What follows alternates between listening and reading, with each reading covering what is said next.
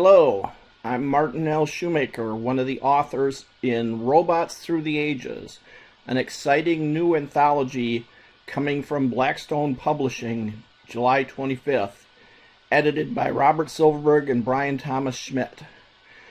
This book is a history of robot stories across the field of science fiction going back more than 100 years, including 3 new stories never before seen just for this volume, including one of mine. And I have loved the stories in this volume, and I would like to put together a video reviewing each of the different stories within it and share it with you so that you can see what you can get in this amazing volume. Our next story from Robots Through the Ages is That Must Be Them Now by Haber. Number 29 watched as 3 suns set below the blue rim of Eridnae 7 and felt the taste of sour nuglak in his mouth.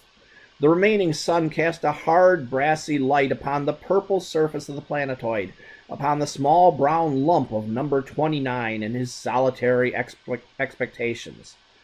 This was the right place. He had checked the coordinates 3 times, but there was no sign of those for whom he waited.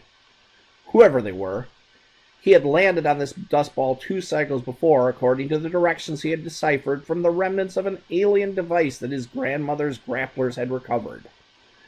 The device had not matched any of his design references. With growing excitement, number 29 realized that it must have been sent by unknown beings, a new intelligent race on its way to Eridnae 7, and only number 29 knew about it. Yeah, right. Number 29 is going to learn differently across the span of this story.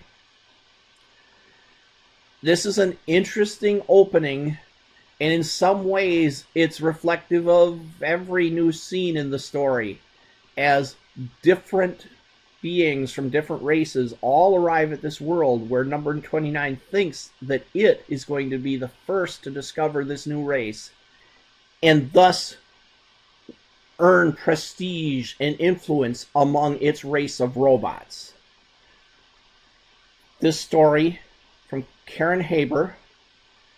She's an author and a scholar. This is her recent book, Woman Without a Shadow. It's a re-release under her own imprint, and you can find the book at the QR code on the right.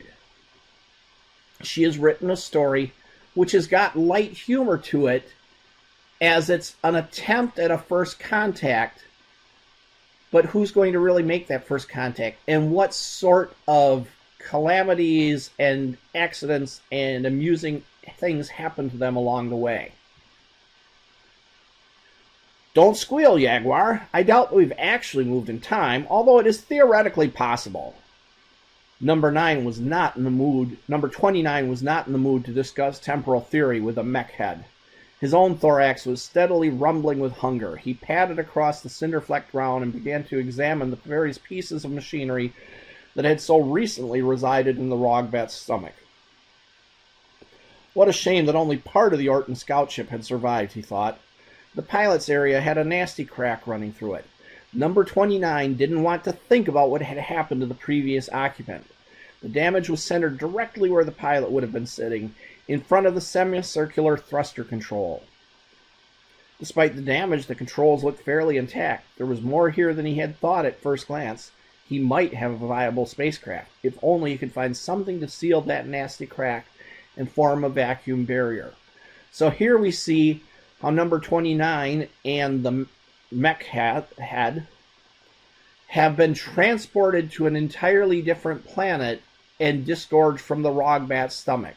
And that will all make sense if you read the story and realize how incident piles upon incident with humorous effect. And now number 29 has to get back and hope to be the first to meet this new species. Will it? You'll have to read to find out.